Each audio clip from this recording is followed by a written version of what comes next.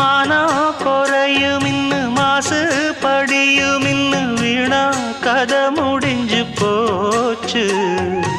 ஈசான மூலையில லேசான பள்ளி சத்தம் மாமன் பேர சொல்லி பேசுது. ஆறாத சோகந்தன்ன தீராம சேர்த்து வச்சு ஊரும் சேர்ந்து என்ன ஏசுது.